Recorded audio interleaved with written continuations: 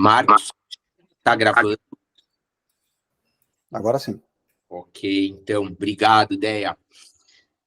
Pessoal, e dando continuidade a essa nossa reunião, né? Que não deixa de ser uma educação continuada em endocrinologia do esporte. Hoje eu tenho a honra de apresentar a Fernanda Brunati, que é uma das nutricionistas do nosso grupo. E, para quem está fazendo o curso, vocês terão aí oportunidade de, nos ambulatórios, nas sessões práticas, de conhecê-la também, para trocar ideias, para passar e receber informações. A Fernanda, hoje, preparou um tema muito interessante que vai ser de uso prático para todos nós, que é sobre o papel da nutrição em lesões decorrentes de práticas esportivas. Fê, está com você a palavra. Obrigada, Cris. Obrigada, Marquinhos, Andréia. Bom, boa tarde a todos, bem-vindos. A gente vai ter a aula, como o Cris falou, de nutrição, junto com eu e a Heloísa, que fazemos parte desse grupo, em junho, onde a gente vai falar bastante a respeito da base da nutrição, falar bastante a respeito de suplementos, de dietas voltadas para emagrecimento.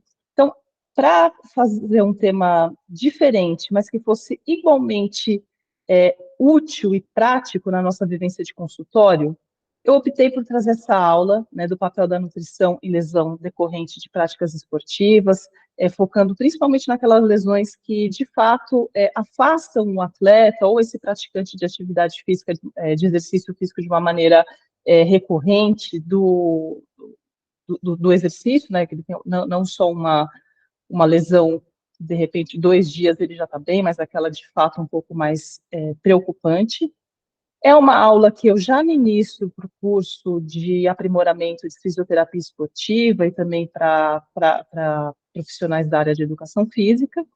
Então, como a minha aula original é um módulo bem grande, né, para ser ministrado em 3, 4 horas, essa está um pouco mais enxuta. Então, eu já gostaria de me colocar aqui à disposição de quem tiver dúvida, interesse, quiser se familiarizar um pouco mais com o tema de uma maneira profunda, pode entrar em contato comigo, seja no nosso ambulatório, né, nesse estágio prático, seja através de e-mail, Instagram, enfim.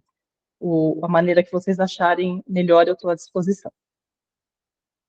Então, para fazer essa aula, é claro que a gente acaba lendo muita coisa, usando muita coisa, mas a base, né, da minha fala, a base da minha informação, são essas 6 grandes meta-análises a respeito do tema.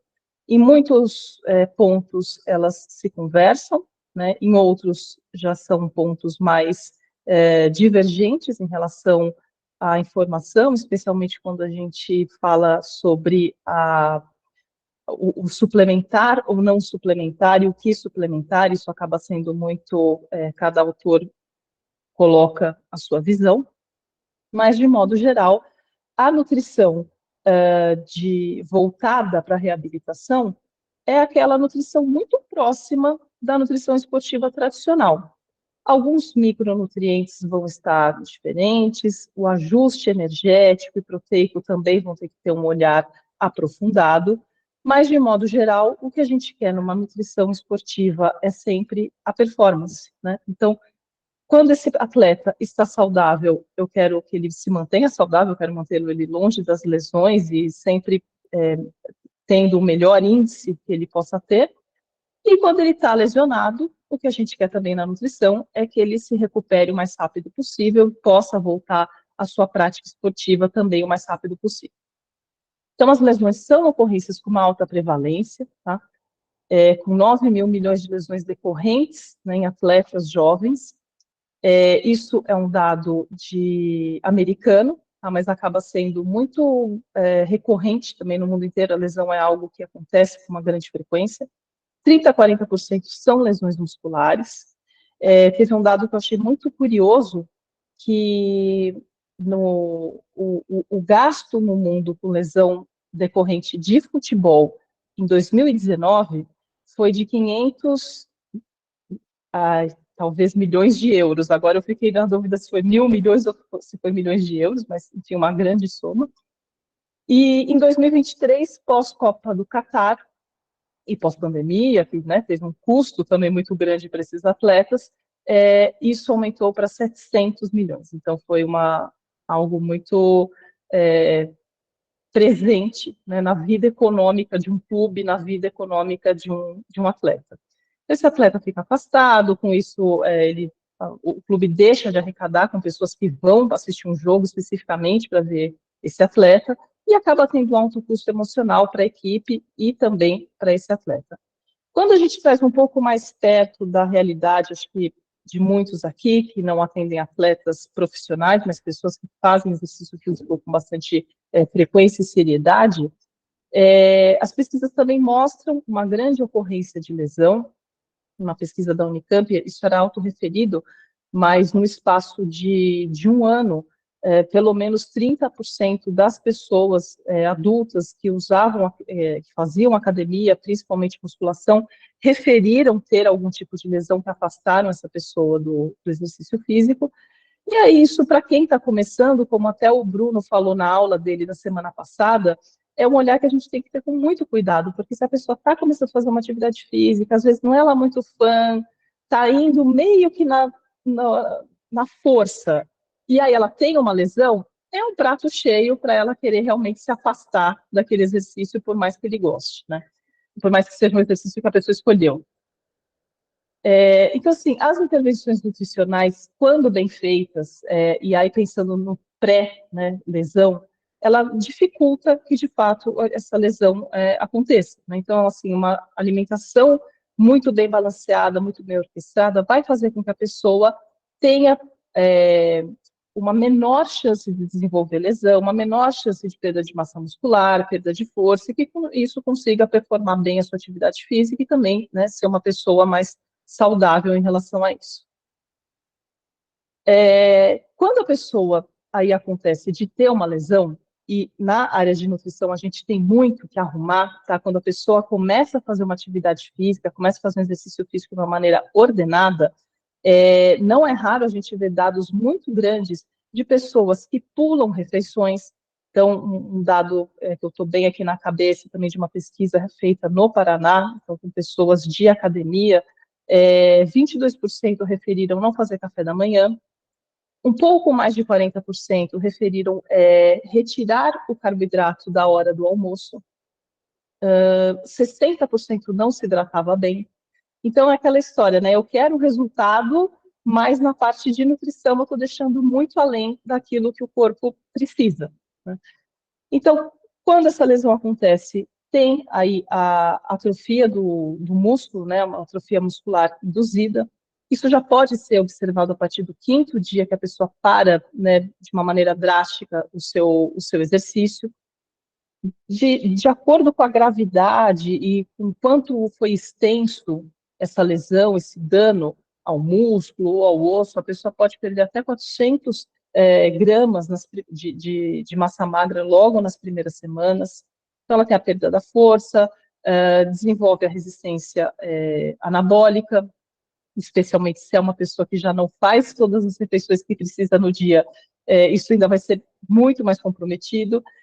Vai diminuir a taxa do metabolismo basal, vai diminuir sensibilidade à insulina, pode aumentar o depósito de gordura se ela não fizer nenhuma mudança no plano alimentar dela, e também pode haver perda de cálcio ósseo também, de acordo com a lesão e a sua gravidade. Então, durante a reabilitação, o objetivo principal da nutrição é conseguir uma cura rápida e que seja feita de uma maneira muito focada para aquele atleta. Estou falando de um plano alimentar de uma maneira mais prática, né, indo direto para o assunto. A gente precisa refazer esse plano alimentar no tocante de calorias e também de macronutrientes. Então, o gasto energético total, esse é um slide que eu gosto bastante, tá? Eu acho que ele é bem prático da gente ver, então talvez vocês, em outras aulas minhas, também se deparem com esse material. O gasto energético total diz respeito ao gasto energético basal, ao efeito térmico do alimento, né, que é um aumento do nosso corpo para o próprio processo digestivo nas horas posteriores à alimentação, é algo transitório, mas não é desprezível, né? e o gasto com o exercício físico.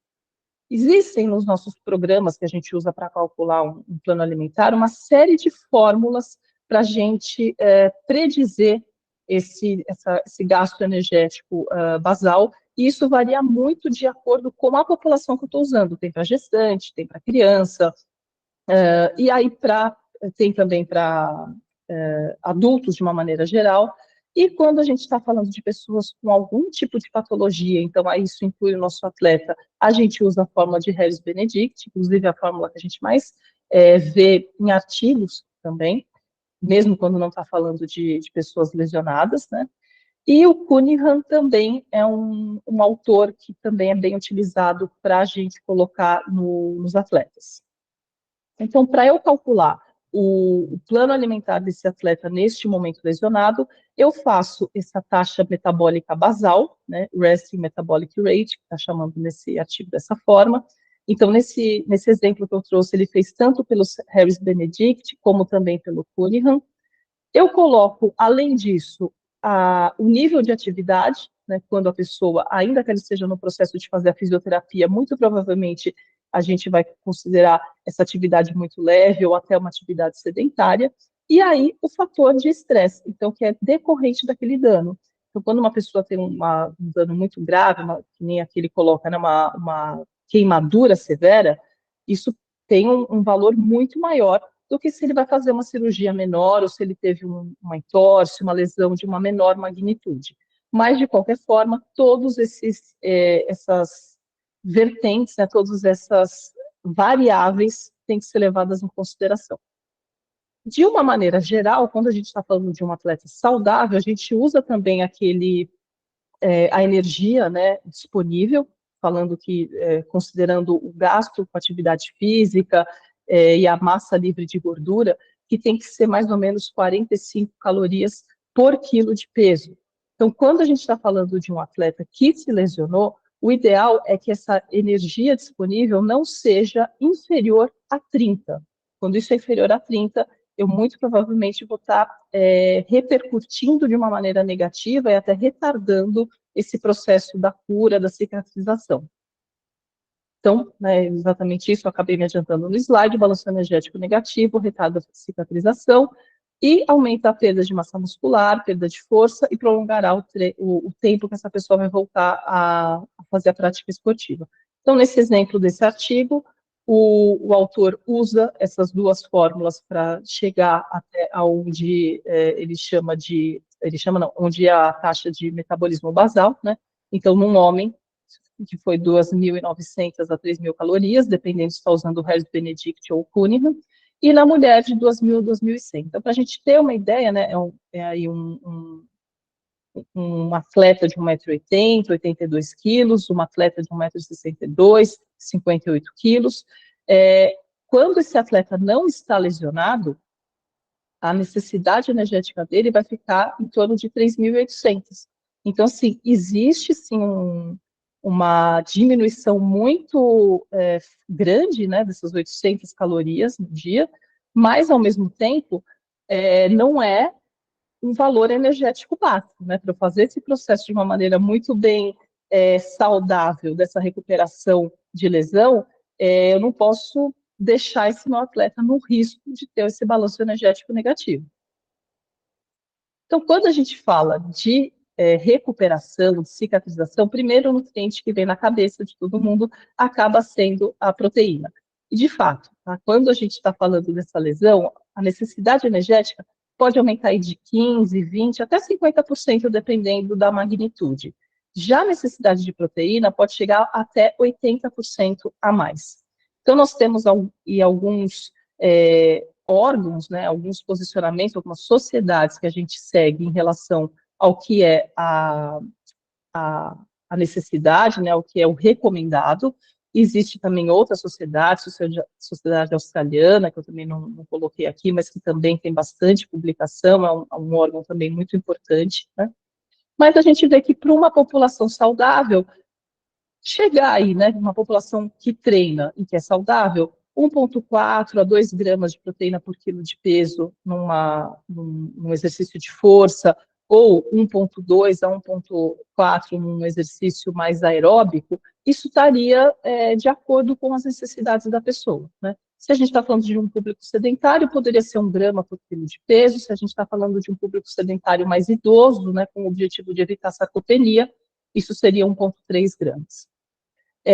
Quando a gente vai olhar para a atleta mulher, ainda que saudável, tem que ter uma atenção especial também em relação à fase, né, do ciclo menstrual que ela está. Então, mulheres na fase lútea, que tem um aumento da progesterona, a recomendação da Sociedade Internacional de Nutrição Esportiva é que haja um aumento também, né, naqueles dias, né, naquele momento do ciclo da necessidade proteica, ainda que não seja uma mulher lesionada, tá? Então, eles não dizem exatamente o quanto que você tem que chegar, mas eles sugerem que seja o limite superior. Então, fazer um plano alimentar aí, pelo menos naqueles dias, em torno de 2,2 gramas por quilo de peso. Esse documento também fala a respeito de mulheres na menopausa, né, que seria interessante, antes do treino, ela ter um aporte proteico também grande, não só depois do treino, né, especialmente com aminoácidos essenciais. E, diferentemente de um atleta tradicional, onde a gente também pode usar pré-treino, pós-treino, gramas por quilo de peso, né, vai ter uma diferença muito grande nesse aspecto. Então, por exemplo, uma pessoa saudável que foi treinar, depois desse treino, eu espero que ela consuma 0,25, 0,3 gramas por quilo de peso de um alimento proteico, né, de um alimento proteico não, de proteína. Já quando a gente está falando de uma mulher mais velha, né, uma mulher na perimenopausa ou na menopausa, isso pode chegar a 0,34. E quando a gente está falando de um atleta que está lesionado, isso pode chegar até 0,54. Então, realmente, é um nutriente que a gente tem que olhar com bastante atenção. Então, de uma maneira geral, a literatura mostra para a gente que chegando em 1,6 a 2 gramas, eu vou atenuar a perda de massa muscular, mas se eu dou uma caprichada, né, nesse plano alimentar, no quesito do alimento proteico, no quesito de oferta de proteína, eu consigo fazer com que mantenha-se uma composição corporal mais adequada, ou seja, diminui a chance do aumento do depósito de gordura, né? Diminui a resistência anabólica, especialmente pós-refeição, e também ajuda na preservação de massa muscular. Aqui eu trouxe alguns pontos, esse é o posicionamento, né, para atletas saudáveis, mas que eu acho interessante a gente também ter um olhar para notar as diferenças, né, do atleta saudável e do atleta lesionado. Ele sugere que para um atleta saudável haja o consumo de proteína antes e depois de um treino. Quando a gente está falando de um atleta lesionado, isso é, entre aspas, obrigatório, né? Eu consumir o alimento proteico em quantidade adequada antes e após o exercício de reabilitação, né? O tratamento de reabilitação. Quando também essa pessoa vai ter uma intervenção mais enérgica, vai fazer uma cirurgia, por exemplo, é sugerido que no pré-cirúrgico, 6, 8, 10 horas antes, claro, né, para evitar risco de aspiração, ele também tem um aporte proteico e de carboidrato de alto índice glicêmico para isso facilitar a recuperação da cirurgia. Tá? Ele coloca, então, né, do aumento da proteína de uma maneira para evitar esse depósito de gordura, e também coloca para a gente que esse atleta deve consumir em torno de 700 miligramas a 3.000 miligramas ou 3 gramas de leucina, a fim de promover uma síntese proteica muscular. Quando a gente está falando também do atleta que está lesionado, esse aumento, esse aminoácido tem um requerimento até um pouco maior, está chegando nesses 3 gramas no dia, nesses 3 gramas, mas em 2 ou 3 momentos do dia. Tá?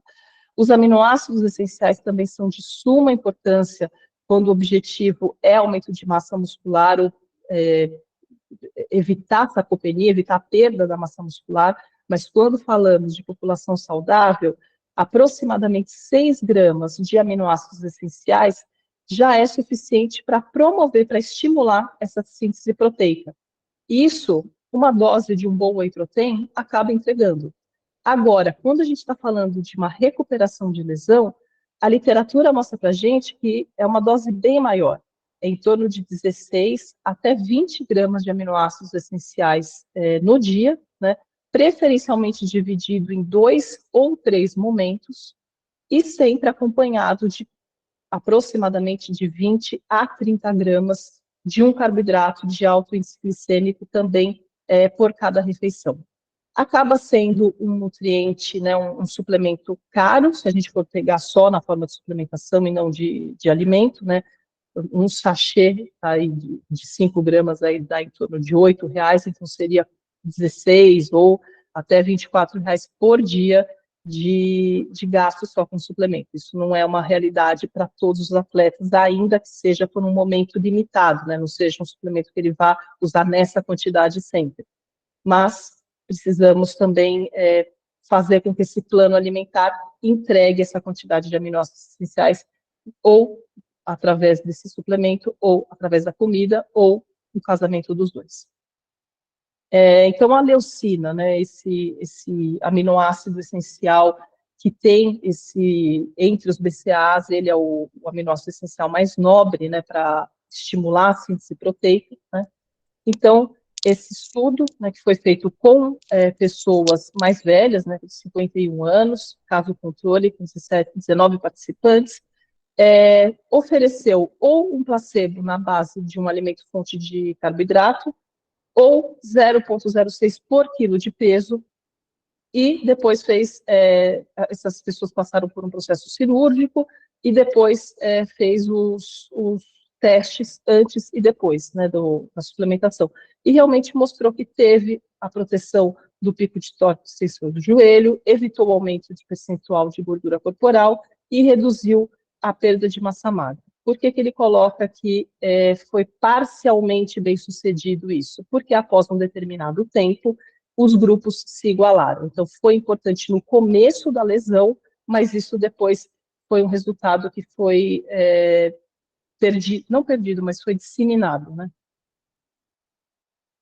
Altas doses de leucina, aí mostrando pessoas mais jovens, né, a média de idade de 23 anos, uma grande dose de leucina, né, 15 gramas 3 vezes no dia, não teve diferença entre os grupos. Então, mostrando que talvez a leucina seja um bom suplemento, né, seja um bom aminoácido, talvez para pessoas mais velhas, né? Ou então pessoas que estão destreinadas e estão começando um treino agora, quando a gente está falando de população saudável. Outro suplemento que também acaba sendo chamando muita atenção, é controverso, tem gente que é contra, tem gente que é a favor, é a creatina, né? Então, a creatina, quando a gente pega estudos, assim, ele tem uma série de possíveis benefícios para o corpo, né? Aqui eu vou focar, claro, na parte da saúde muscular, mas existem mostrando saúde cognitiva, parte cardíaca, enfim, é muito amplo hoje em dia os estudos da creatina como algo além do efeito ergogênico, né? Então, a creatina para pessoas que não haviam feito uso prévio, né, homens que não haviam feito uso prévio, ela de fato preservou a massa muscular, a força e a resistência após um período de imobilização de membro superior durante 7 dias. Esse mesmo resultado a gente não enxerga em membros inferiores, tá? Então, isso também já acaba sendo uma limitação do uso do suplemento com essas vias, né? Ela apresenta uma redução na produção de radicais livres, diminui a inflamação, aumenta a expressão de GLUT4, que diminui a resistência à insulina, né? Então, o que consenso é que se vai haver a suplementação da creatina, pode-se fazer aquela dose de ataque, que é bem clássica, né, dos 20 gramas, 4 vezes ao dia, e doses de 5 gramas, e depois doses diárias de 3 a 5 gramas, podendo ser usada durante todo o período da recuperação.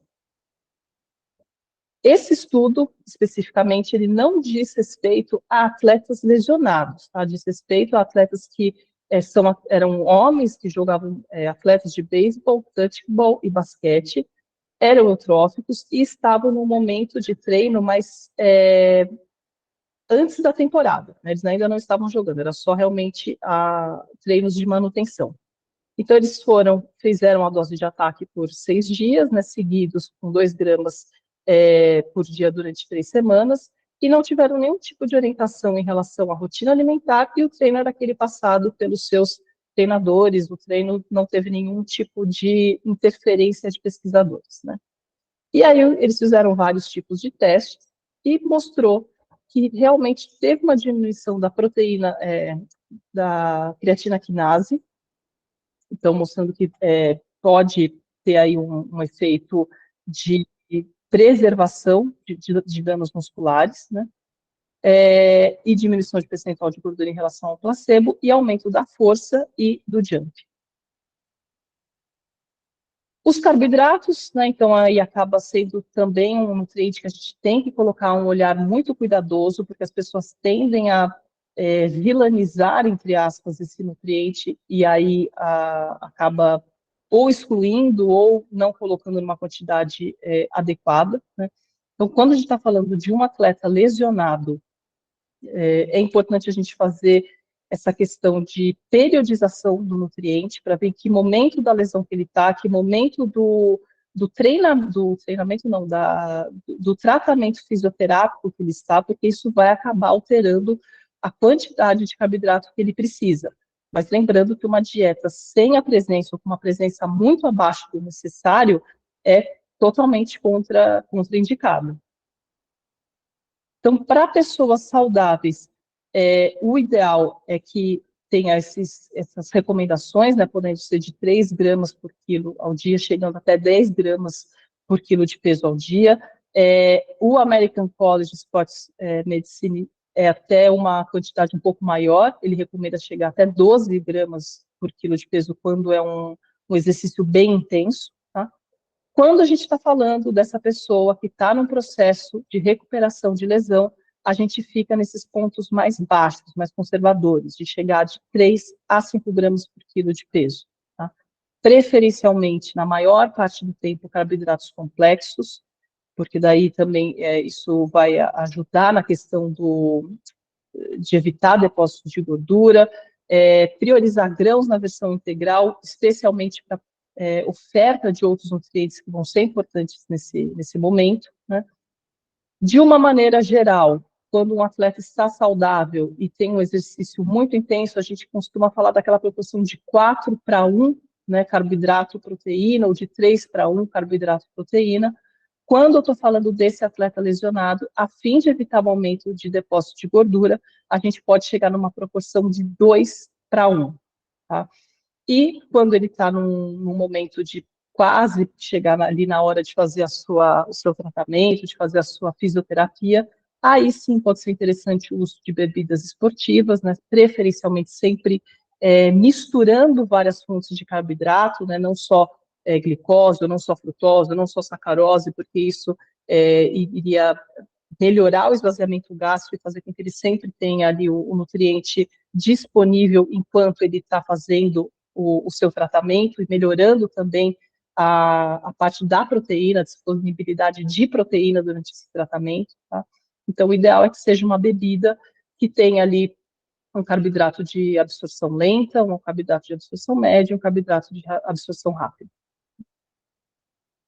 As gorduras, geralmente, numa população saudável, né, tem aquela questão de, claro, não consumir gordura trans, ou consumir uma quantidade muito pequena, porque né, não consumir acaba sendo muito difícil na vida real, mas a gente faz um plano alimentar contando com 0,5 até 1, às vezes 1,5 gramas de gordura por quilo de peso. Quando a gente está falando desse atleta lesionado, a gente pode chegar em 2 gramas. As recomendações são as mesmas, priorizar as gorduras monoinsaturadas, poliinsaturadas, ter um olhar cuidadoso e criterioso com as gorduras saturadas, Mas algo que acaba gerando muita confusão é a respeito do ômega 3, da suplementação do ômega 3. Então, assim, os dados disponíveis que a gente tem até hoje na literatura, e aí pensando no American College, também pensando no COI e também na Sociedade Australiana, coloca como um grau de evidência científica B. Então, acaba não sendo a primeira opção que a gente deve ir atrás, né? A gente pode chegar nesses 2 gramas de ômega 3 através de uma alimentação, 100 gramas de tilápia, vai ter quase isso, 100 gramas de arenque, né, sardinha, tem mais do que isso. Então, são gorduras essenciais no processo de recuperação, mas que também podem ser, não digo facilmente, mas que podem ser atingidas aí através da alimentação. O timing dos nutrientes também acaba sendo muito importante, né? Então, o ideal é que esse atleta lesionado, assim que ele acorde, ele não fique mais do que 1 hora sem o consumo da sua primeira refeição no dia, né? E preferencialmente com uma presença de uma boa dose de proteína nessa primeira refeição, né? Um cuidado que nós nutricionistas temos que ter é com a questão da oferta de nitrogênio, a oferta de proteína de uma maneira bem balanceada ao longo do dia. Tá? Idealmente, essa pessoa tem que ter, isso depende, né, de novo, da lesão, da faixa etária, mas idealmente essa pessoa tem que ter as 3 grandes refeições, pelo menos com 30 gramas de proteína em cada uma delas, e para atingir o restante que falta, pequenas refeições ao longo do dia, também com a presença de alimentos proteicos. O ideal é que 1 hora antes de se deitar, essa pessoa também consuma um alimento proteico ou um suplemento proteico. Durante muito tempo falou-se a respeito de caseína, mas o que a literatura mostra para a gente mais atual, que não necessariamente precisa ser a caseína, mas sim uma boa fonte de proteína. Então, tem estudos com proteína do ovo, tem estudos com whey protein, então não necessariamente precisa ser a caseína. Né? E antes de fazer o processo ali, o treinamento voltado para o seu tratamento, consumir esse blend que esse autor sugere, 30 gramas de carboidrato, então nesse momento essa bebida, preferencialmente com vários tipos de carboidrato ofertados, né? 25 gramas de whey protein contendo pelo menos aí uns 10 gramas de aminoácido essencial. Esse autor advoga a respeito da presença de creatina nesse blend, né, de refeição. Ele também fala a respeito do HMB, que é um suplemento anticatabólico, mas que também, na literatura, ele acaba sendo controverso quando o assunto é atletas lesionados, pela Sociedade Internacional, Americana de Nutrição Esportiva. Ele é muito bem resguardado quando o assunto é exercício de força, né? Mas para indivíduos que sejam ou idosos ou que estejam começando uma atividade física. Quando a gente vai para a literatura, o HMB para atletas lesionados tem vários tipos de resultados, né? Então, assim, acaba não sendo a primeira opção de suplementação, né? E para esse autor também ele fala a respeito da suplementação do ômega 3, que também, como eu disse há pouco, acaba sendo ainda algo controverso. Tá? Uma refeição anterior, 3, 4 horas, que tem a presença de carboidratos complexos, aí em torno de uns 50 a 100 gramas do nutriente, então a gente está falando aí 50 gramas do nutriente carboidrato, seria em torno de 200 gramas de batata, quase isso, um pouco menos que uns 200 gramas de batata, por exemplo. 30 gramas de proteína, uns 100 gramas de uma carne, né? E a gordura, preferencialmente na forma de um azeite ali para temperar. Então, como ficaria, de uma maneira geral, o prato daquele atleta que eu mostrei as necessidades energéticas lá atrás?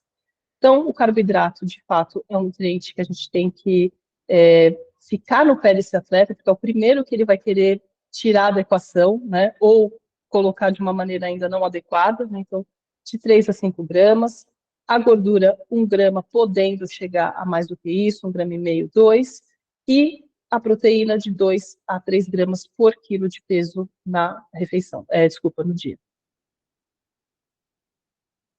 Aí, passando, né, para o final da aula, falando muito rapidamente a respeito de micronutrientes, a literatura atual sugere que a suplementação de vitaminas, de mineral, enfim, de micronutrientes em atletas bem nutridos não vai melhorar o desempenho físico, não há necessidade de fazer essa suplementação. Tá? A ingestão excessiva pode, inclusive, piorar determinados quadros.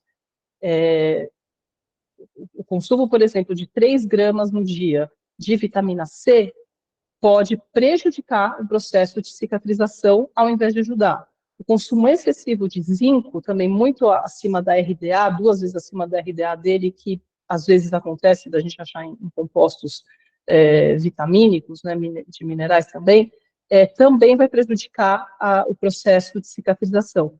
Então, assim, olhar de uma maneira muito criteriosa se vai ser necessário, porque se o atleta não tem uma deficiência prévia, não há necessidade de fazer o uso da suplementação. Há necessidade de você caprichar no prato dele em relação a esses alimentos fontes. Então, a vitamina D também é um nutriente muito importante para esse público, nesse momento, aliás, nesse momento não, né, sempre. É uma vitamina que tem aí uma grande deficiência, uma grande insuficiência, lembrando que é uma vitamina que não é destaque em relação ao prato, né? Não é uma vitamina que a gente consegue em muitos alimentos, a gente consegue mais em óleos de peixe de água fria e alimentos fortificados, né? No Brasil, a gente tem 15% de pessoas com deficiência e 50% com insuficiência. Em São Paulo, 20% com insuficiência, com deficiência e 52% com insuficiência. E aí eu trouxe esse dado, que não é um dado brasileiro, é um dado americano, mas que segue vários esportes, sabe, dançarino, basquete, atleta de taekwondo, um monte de literatura que eu li de diferentes tipos de exercício, mas mostrando para a gente que pode acontecer, sim, a insuficiência, a deficiência de vitamina D em atleta, até aqueles atletas que a gente imagina que não, porque são aqueles atletas que estão mais expostos ao sol, né? Então, esse de futebol mostrou que 42% tinha a deficiência e até 80% insuficiência, né? Isso depende de vários aspectos, né? Não só se usa o filtro solar, da posição do sol, do quanto está perto ou longe aquele país da linha do Equador. Então, são muitas variáveis quando a gente fala a respeito da vitamina D. Então, a deficiência dela, não a insuficiência, mas a deficiência pode aumentar o risco de fratura, né, por estresse, e gera diminuição de força. Em atletas lesionados, a vitamina D insuficiente também parece atrasar a reabilitação e a recuperação após cirurgias. Então, é para sair suplementando todo mundo? Não. A gente primeiro, em condições ideais, teve a lesão, faz o exame de sangue, vê se tem um quadro de deficiência, e aí, se tiver esse quadro, trabalha com a recuperação. Então, micronutrientes também voltados para esse processo de performance e de recuperação, né, da lesão, da fibra muscular. A gente pode falar da vitamina C, E, selênio, carotenoides, zinco, magnésio também estão inseridos, mas, como mostra aqui essa meta-análise, né, os resultados em relação a efeitos de vitamina C na recuperação muscular pós-exercício são mitos. Então, conclui-se que a pessoa pode ter uma demanda maior de vitamina C, mas que isso seria facilmente alcançado com 5 porções de frutas ao longo do dia, né? E as quantidades, quando estão acima do adequado, como eu disse também anteriormente, podem prejudicar esse processo da cicatrização ao invés de ajudar. Então, as fontes de vitamina C existem, sim, em alguns vegetais, mas é preciso lembrar que não é uma vitamina que corresponde, né, que responde muito bem a processos térmicos. Então, se você vai cozinhar um brócolis, se você vai cozinhar um tomate, a vitamina C ali já foi, então por isso a gente acaba realmente priorizando frutas, né? Vitamina A e vitamina C. Todas essas recomendações numa dieta bem desenhada, bem calculada, é possível, é viável de se conseguir através da alimentação, tá? Não há necessidade realmente de suplementação se não há deficiência e se há essa dieta adequada. Hoje em dia fala-se também a respeito de probióticos, né? Como seria interessante para os atletas o uso de probióticos, e sim, pode ser uma alternativa, né, dependendo da quantidade adequada de cepa, o tipo de cepa, o consumo regular, não é, hoje eu tomei, depois esqueço, né, tem que ser realmente algo com uma certa regularidade.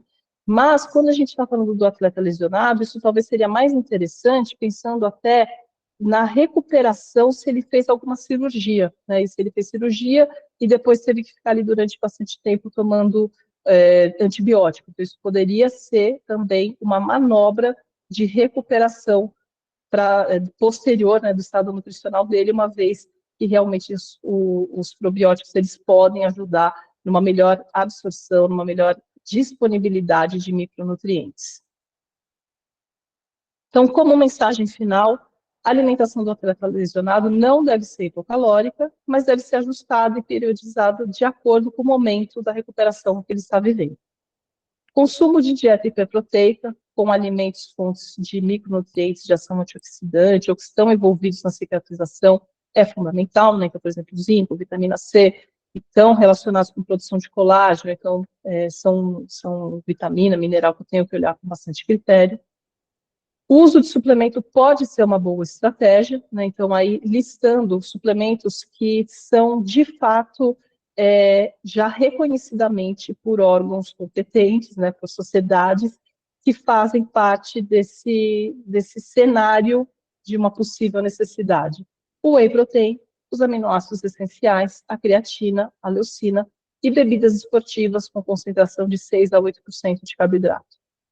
Pessoas que menstruam devem ter necessidades nutricionais ajustadas com o período do ciclo, né? Então, a gente tem que pensar não só naquela atleta ou naquela pessoa que faz atividade física que chega para a gente no dia a dia do consultório, mas também na que está lesionada, porque é uma mudança a mais, né? Além de tudo, no plano alimentar.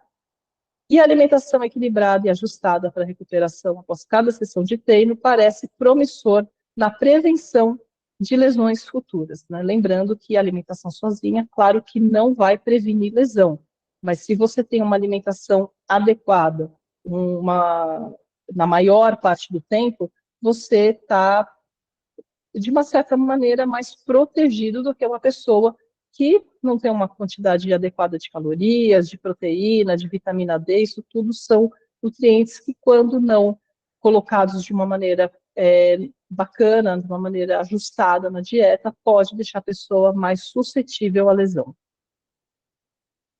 Gostaria de agradecer, eu gosto sempre de agradecer, de terminar essa aula específica com essa foto, né, que são duas pessoas que eu atendi, que me permitiram usar foto, claro, né, e as duas chegaram até mim através de lesão, né, e a gente fez ali um trabalho ao longo de bastante tempo, tornaram-se amigas, e aí, no fim, a gente, para comemorar, fizemos essa Vênus um pouco antes da pandemia. Essa pessoa que está de viseira continua firme e forte, né? Vai fazer agora aquela Paris-Versalhes, que é uma corrida que é um sonho meu, deve ser muito bonita. Essa outra aqui também se tornou amiga, desistiu da corrida, foi para o tênis, foi para a bike, mas enfim, é importante que se tornaram pessoas que mudaram totalmente a alimentação e continuam muito bem envolvidas na parte do esporte. Então, agradeço a todos, agradeço aos meus amigos de ambulatório e estou aqui para qualquer dúvida que vocês tenham. Obrigada. Parabéns, Fê. Apresentação muito clara, muito didática, como sempre. E, pessoal, eu vi que tem perguntas aí já, como a Débora, que mandou no chat, mas vocês podem, além disso, levantar a mão e falar com a Fê pessoalmente aí também. Fê, eu vou aproveitar e fazer rapidamente aqui a pergunta, para nesse tempo que nós temos aí, pelo menos 12 minutos, a gente aproveitar o máximo de você, tá bom? Uhum. A Débora Lucena, ela perguntou o seguinte: no contexto do indivíduo lesionado. Ela pergunta, qual seria superior, creatina ou leucina? Eu acredito que é a leucina, Débora, se você tiver que escolher. Se puder ser os dois, tudo bem, né? Um vai atuar mais na força, o outro na síntese proteica. A leucina atua mais na síntese proteica. Então, para esse primeiro momento, que eu preciso recuperar a fibra muscular, enfim, que eu preciso fazer a recuperação de tecido propriamente dito, eu iria para a leucina. E depois, quando eu quero um efeito ergogênico, um efeito de força ou de sprint, aí sim iria para a creatina. Só uma dúvida. A leucina, ela tem alguma... É porque, assim, na parte da medicina esportiva eu sou nova. Então, a leucina, ela teria alguma dosagem recomendada de ataque, assim como a creatina, ou não? Não. Pode de 3 gramas até no máximo 5 gramas, mas não tem essa questão de dose de ataque. Na verdade, a leucina é um aminoácido, né, que todo mundo precisa, né, mas pessoas adultas, saudáveis, não gestantes, precisam em torno de 42 miligramas no dia. Isso é muito fácil de conseguir, né, na comida. Assim. Um bife já vai ter isso, com uma concha de feijão já vai chegar nisso. 42 miligramas por quilo de peso no dia. Mas, quando a gente está falando da pessoa que está lesionada, essa necessidade acaba sendo maior, acaba sendo 3 gramas, pelo menos em 2 momentos do dia. Só para, Andréia, eu acho que tu está levantando, mas só sobre esse tema aí, para complementar. Não sei se tu tens o mesmo conceito que eu, Fernanda, em relação a... Porque a leucina é um BCAA que, teoricamente, um whey de boa qualidade contém o BCAA aí naquela quantidade que tu falaste ali, do mínimo de 3 gramas e coisa. Então, na minha ideia, ele não precisaria ser um suplemento adicional, que a gente vai prescrever mais a leucina, né? Que num whey de boa qualidade, que tem ali 9% de BCAA, e essas 3 gramas de leucina, já estaria contemplada essa cota. É isso? Ou tu acha Sim. que deveria... Não, é isso, exatamente dessa forma mesmo. A única coisa, Débora, é que se você estiver atendendo uma pessoa que é vegana e que aí vai tomar o whey, a gente fala whey, mas é um jeito errado de falar, né? Vai tomar a proteína de soja ou a proteína de ervilha, precisa fazer o ajuste da quantidade, tá? Então, assim, 30 gramas do whey tradicional vai corresponder a 40 gramas de uma proteína vindo de ervilha ou vinda de soja. E o que também a literatura mostra para a gente é que ainda assim a síntese proteica muscular acaba sendo prejudicada, porque a quantidade de leucina acaba sendo menor, mesmo fazendo esse ajuste para a proteína em geral.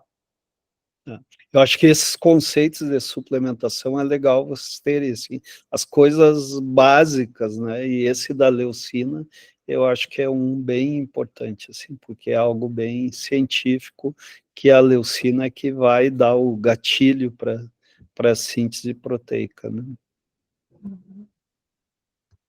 Perfeito. Ó, a Andréia está na sequência, depois tem a pergunta da Cine. Andréia.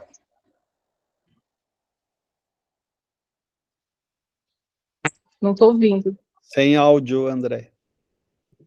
Você está muta. Eu vou te fazer algumas perguntas assim bem práticas, assim, tipo um bate-bola até para o pessoal. Então, a primeira coisa é assim, qual é a quantidade de whey por porção? Tá? É 20 gramas, é 30 gramas? O que é que você sugere? Falando de indivíduo lesionado, o ideal é que seja doses de 30 gramas de proteína por refeição, né, para estimular essa síntese proteica. Isso é um pouquinho mais que um scoop, bem pouquinho, porque um scoop de 30 gramas vai ter 25 de proteína propriamente dita, mas vamos falar um scoop para deixar prático, né? Agora, se está falando de uma pessoa que não está lesionada, se é jovem, consegue com menos, tá? 20 gramas de proteína já faz esse estímulo anabólico. Ok. A outra coisa, se essa dose da leucina, digamos, você vai usar 3 a 5, você tem que fracionar ao longo do dia ou você pode dar numa dose só? Fracionar. E aí a dose máxima de fracionamento por porção seria o quê? 1 grama? Eu vi estudo que chegava no 5, mas que comparando com o de 3 não tinha diferença. Então, tá. A outra coisa é em relação, assim, você falou da dose de ataque, tá? Da creatina, mas seriam 5 dias de dose de ataque, certo? 5 dias de 20 gramas. 5 a 7 dias. 5 a 7, tá. A outra coisa é assim, toda vez que a gente usar o whey protein isoladamente, tá? Você acha que vale a pena, junto com esse whey, usar um carboidrato de absorção rápida ou não há necessidade disso? Eu acho que há necessidade, mas é assim, eu vi um estudo, então a gente não pode pegar como uma verdade, né, mas um estudo que a pessoa consumia 45, que a pessoa não, mas enfim, o grupo consumia 42 ou 45 gramas de whey sem pro carboidrato, e isso fazia estímulo de síntese proteica. Mas eu acho que além de ficar muito caro na vida real, né, a gente consegue esse mesmo resultado colocando o carboidrato. Então, eu no consultório eu sigo isso, carboidrato mais proteína. E a última questão é assim, tem se usado muita glutamina, né? Dizendo que a glutamina previne lesões e tudo, a gente tem visto uma utilização assim indiscriminada. Você tem alguma sugestão em relação a isso? Eu não sei em termos de patologia, mas de nutrição esportiva eu não vejo muito sentido do uso. Ela não é considerada um nível de evidência científica A. Exatamente. Obrigada, Fio, foi brilhante sua aula. Obrigada. Francine?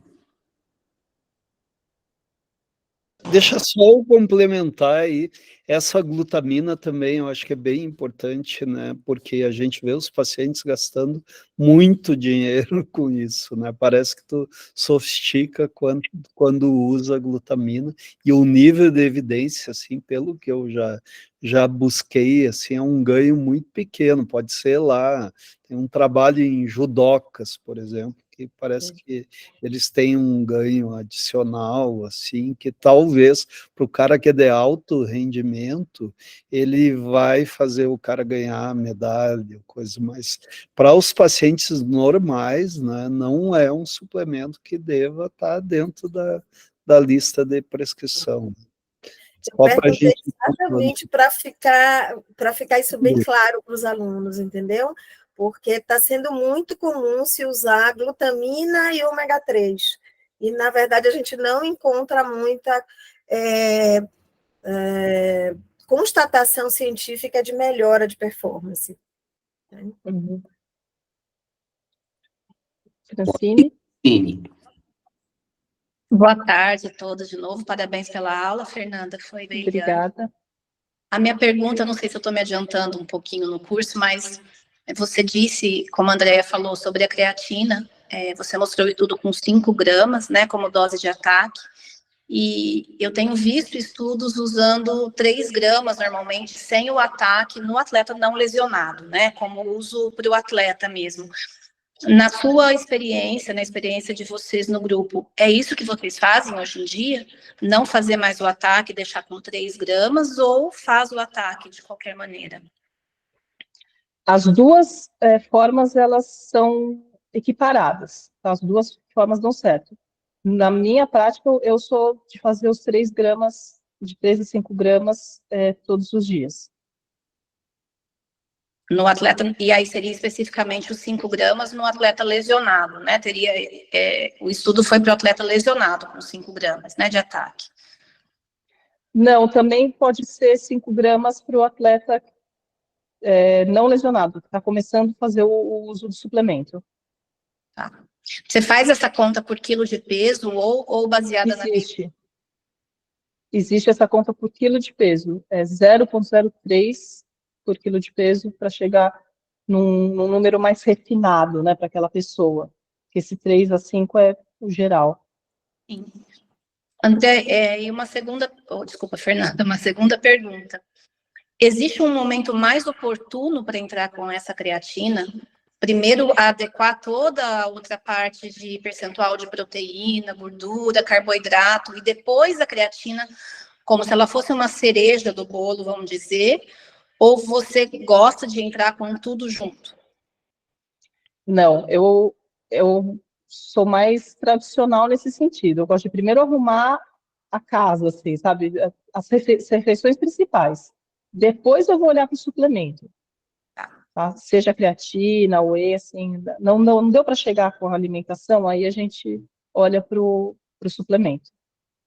Eu trabalho com 3 nutricionistas aqui, e assim, não é uma área que eu tenho feito no dia a dia, mas eu tenho o estudo e a opinião dela, científica, né? E é muito bacana, assim, a gente ver que vocês estão fazendo a mesma linha, assim, é muito legal para conseguir entender isso e levar para elas também essa visão de vocês aí. Obrigada. Legal. Para complementar, eu acho que é mais até histórico, né? Que antigamente, acho que quando a gente tinha menos dados da creatina, a gente fazia um ataque, fazia uma manutenção, usava 3 meses, depois dava uma pausa, né? E isso com o tempo foi caindo, né? Hoje a ideia assim que ninguém vai sair do nada para competição, né? Então tu fazer a sobrecarga aguda, fazer essa dose de ataque, parece que não faz muito sentido, porque tu precisa de uma suplementação a longo prazo. E a pausa também, ela se mostrou desnecessária, né? O uso, a princípio, contínuo, sempre lembrando aquela história que é uma dúvida e o pessoal mistura, né? Só para dar algo bem prático também da creatina, eles misturam os conceitos, porque a creatina ela é metabolizada em creatinina e quando dosa a creatinina dá 0,2, 0,3 a mais, né? E aí o pessoal sai a dizer que dá lesão renal. Mas se vocês forem fazer estudo com outros marcadores de função renal, vocês vão ver que a função renal ela não é alterada, né? Então, também eu acho que perdeu um pouquinho o preconceito aí. Sim. Uma sugestão aqui nessa linha do Clayton é que nós dosemos a cistatina C. A cistatina C, ela custa igual ou menos do que a dosagem de creatinina. Fica em torno de 50, 70 reais, mais ou menos. Legal. Eu vi que até perguntou, né? Viam estudos em fisiculturistas e prevenção de massa muscular em pacientes pós-cirúrgicos com trauma ou condições de catabolismo, que também ajuda na função intestinal adequada em pacientes com alguma condição que afeta o trato, como cirurgias. Falando da glutamina. Débora, eu não vou saber te falar a respeito disso, tá? Não li a respeito disso. Assim, o que eu posso te falar é que a glutamina, ela não é um aminoácido essencial. Então, ela é aquele suplemento, aquele aminoácido que o nosso corpo fabrica, né?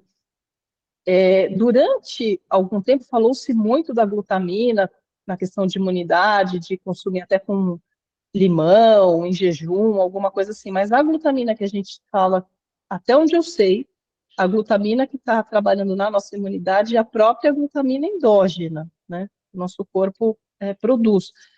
Eu não sei te falar se a suplementação de glutamina poderia ser um recurso nessa questão de função intestinal e prevenção de catabolismo muscular em pessoas que passam por cirurgia. Realmente não é um público que eu tenho vivência. Não sei se é André ou Clayton ou Cris.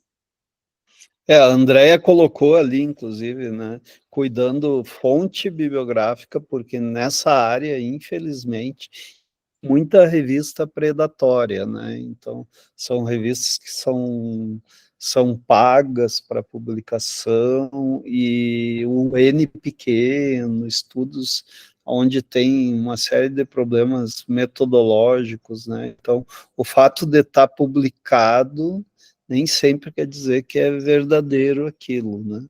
A gente precisa ter bastante cuidado. Eu tenho uma série de reticências aí em relação a esses suplementos, mas isso aí gera um mercado, transmite uma falsa sensação de que tu está sofisticando muito o tratamento.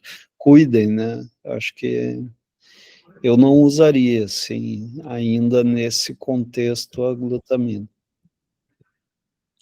Andréa, quer fazer algum comentário? Aí. Eu quero salientar em relação também à glutamina, né, como o Clayton está falando, e a questão do ômega 3. Tá? Então, eu não sei se está acontecendo isso com vocês, mas a cada 5 pacientes que eu atendo, 4 estão usando ômega 3, e aí eu pergunto por que você está usando ômega 3, e eles não sabem por que eles estão usando, né? Então, o ano passado, para vocês terem ideia, eu fui para um simpósio só sobre aterosclerose, e nesse simpósio houve uma atividade que foi especificamente sobre ômega 3. E nem os cardiologistas estão indicando ômega 3. Então, não tem evidência científica, e, além disso, a gente aqui no Brasil tem formulações ruins de ômega 3. Então, os pacientes estão usando muito o ômega 3, que não é um ômega 3 confiável, e mesmo se fosse um ômega 3 confiável, não tem comprovação científica dessa utilização. Então, eu acho que é muito importante a gente frisar isso, porque muitas vezes, como o Clayton está falando, o cliente chega para a gente com essa constatação e muitas vezes acha que a gente não tem conhecimento suficiente para dizer que aquilo não serve, não está funcionando.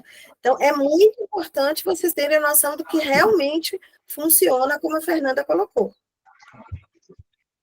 Fernanda, como que tu responde o contra-argumento? Porque a minha ideia é que o ômega 3, ele funciona, pelo que a gente sabe dos estudos, são mais epidemiológicos de padrão alimentar, com dietas ricas em ômega 3, né? Então, o que funcionaria o ômega 3 alimentar, dentro de um conceito até um pouco filosófico do perfil de dieta, né? E funcionaria pouco o ômega 3 suplementar. E aí os pacientes dizem, doutor, mas a gente não tem os peixes que são da profundidade. Eles sempre vem com essa, né? Porque o cara que prescreveu, ele diz isso, né? Que o ômega da nossa alimentação, que o peixe, por exemplo, ele é pobre em ômega, que é a gordura que a gente usa, pobre em ômega. Como que tu contra-argumentaria essa questão? Peraí, um segundo. Pronto, desculpa. Meu gato saiu correndo aqui, levei um susto. Eu sempre falo que eu prefiro ir pelo alimento mesmo. E aí eu dou exemplo de sardinha, que é um peixe que é fácil de conseguir no Brasil, inclusive peixes, sardinha de origem portuguesa, né? Falo a respeito do atum, que tem uma quantidade menor, mas acaba também entregando, e também explico que o suplemento não é porque ele é um suplemento que ele vai ter uma matéria-prima super nobre, né? Isso muitas vezes, até nos artigos, falam a respeito de contaminação do próprio matéria-prima de suplemento. Então, eu costumo ir por esse caminho, mas, assim, é uma argumentação difícil, né? Eu nunca falo não de cara, né? Eu sempre falo assim, olha, eu não vejo por que, nesse momento, que você ainda tem tanta coisa para arrumar de alimentação, a gente já pensar no suplemento. Vamos primeiro tentar começar a comer peixe 2, 3 vezes por semana, que seja uma vez na semana o peixe mais nobre, mais rico em ômega 3 e tal, mas eu não tenho essa resposta para te dar de pronto, não, Clayton, porque é uma dificuldade que eu também enfrento. Não, a pergunta é provocativa mesmo, né? Porque é a prática do consultório, né? Eles vêm já com argumentos construídos, né? Fê, nós estamos já com o horário um pouquinho adiantado. Eu tenho 2 perguntinhas para te fazer, tá? Práticas. Tem uma paciente com DM1, atleta lesionado.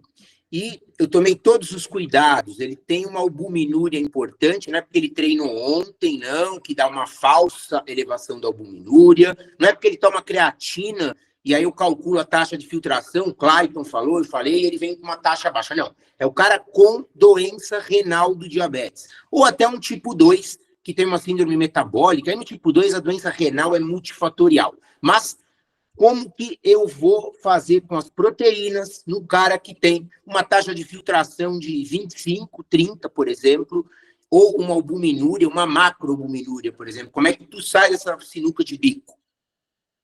Bom, primeiro eu vou estudar bastante essa questão renal, que não é muito da minha vivência, antes de eu fazer qualquer tipo de intervenção nutricional para ele. Mas falando assim, sem estudar, só o que eu imagino que eu iria fazer, ele tem uma necessidade proteica aumentada em decorrência dessa lesão, mas talvez para ele não faça sentido eu chegar em 3 gramas de proteína. Então, talvez para essa pessoa eu chegue ali no 1,4, faça uma coisa bem mais conservadora. Perfeito. O motivo dessa pergunta é porque a Sociedade Brasileira de Diabetes, a Sociedade Americana de Diabetes, para as pessoas com doença renal do diabetes estabelecida, eles recomendam, primeiro, não pode faltar proteína para a pessoa, claro, como você bem falou, mas eles recomendam não ultrapassar 0,8 grama por quilo dia. Como é que você vê essa... Eu sei dessa recomendação para quando a pessoa não é atleta e não está lesionada. Eu não sei se ela é transferida também para esse caso tão específico. Pode extrapolar, né? Eu vou ser bem sincera com vocês. Renal é uma coisa que eu tenho uma boa dificuldade.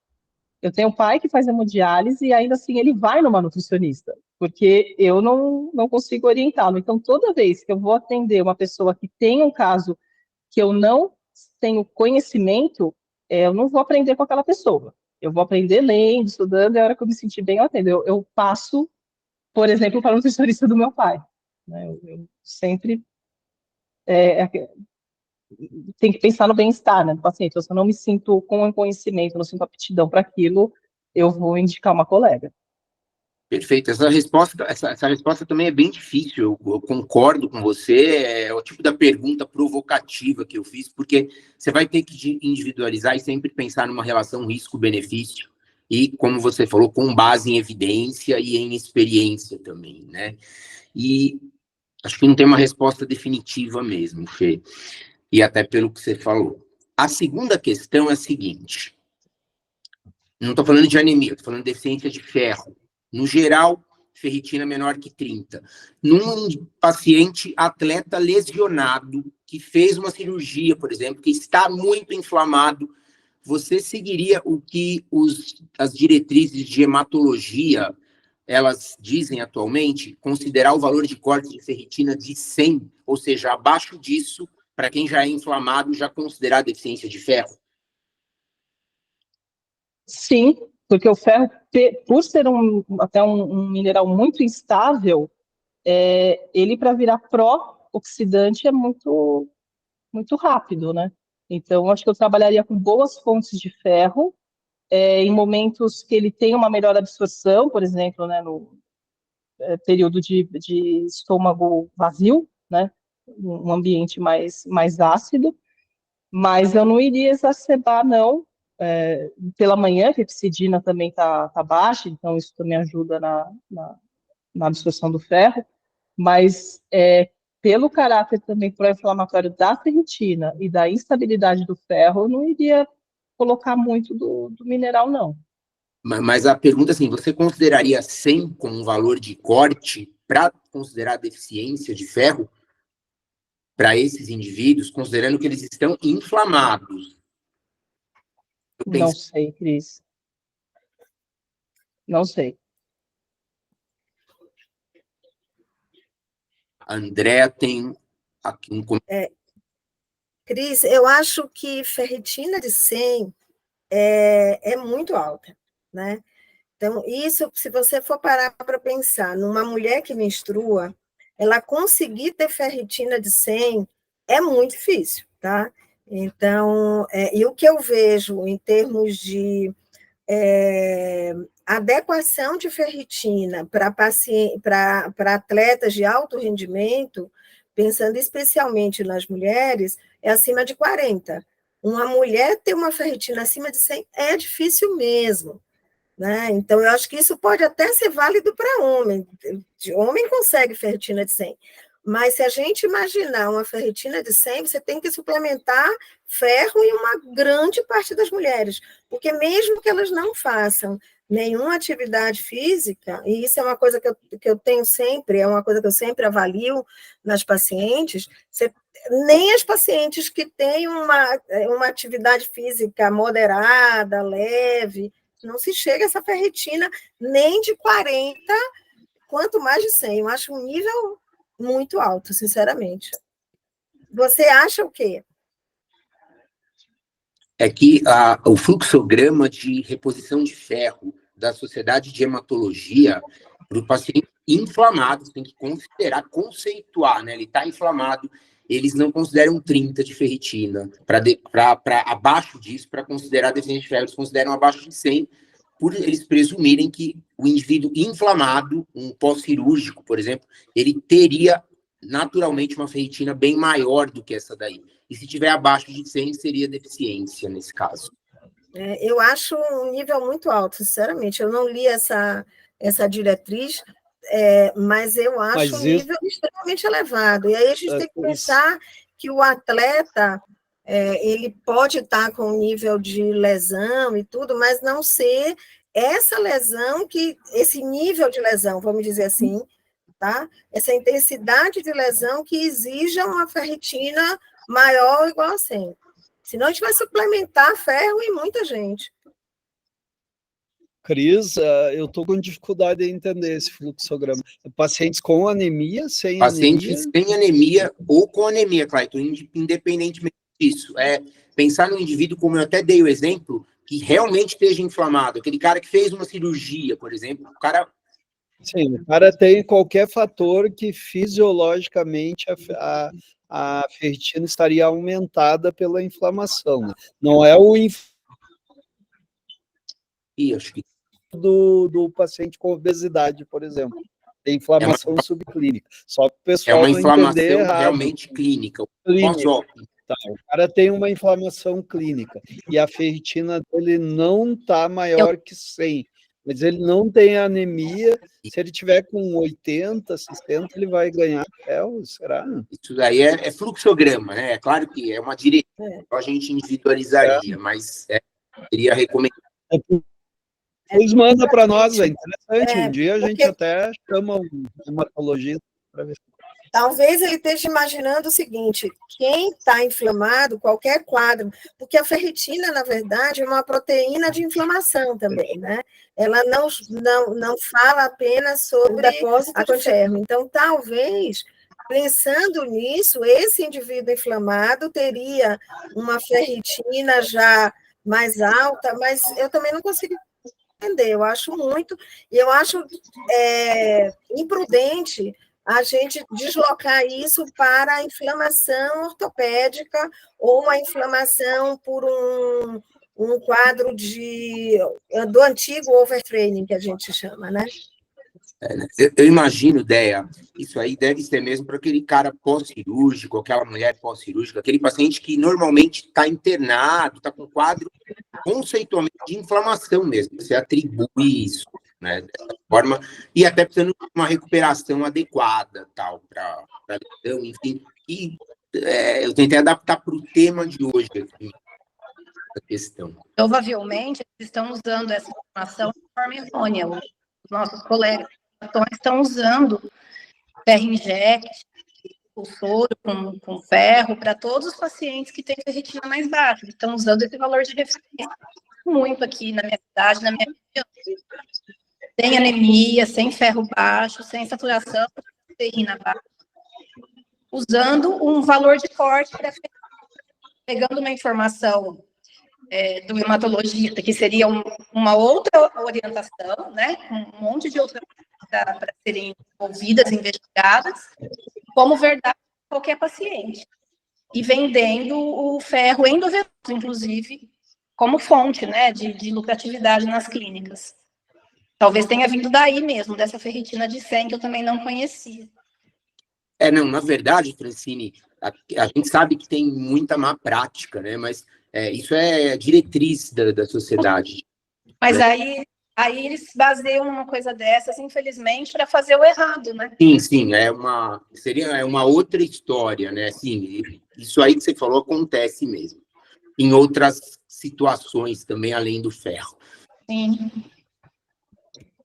Mas ok, poxa, Fernanda, você foi super esclarecedora, Fê, como sempre, super clara, e nós ficamos aqui 35 minutos explorando aqui os seus conhecimentos. Devido ao adiantado da hora, e temos ambulatório, acho que a Andréia vai falar alguma coisa, mas... que a Débora está com uma pergunta, ela levantou a mão. Débora, na verdade, só para complementar, é porque assim, minha formação inicial é nefrologia, né? Ano passado eu tirei o título da Nutro, a questão da proteína que você falou.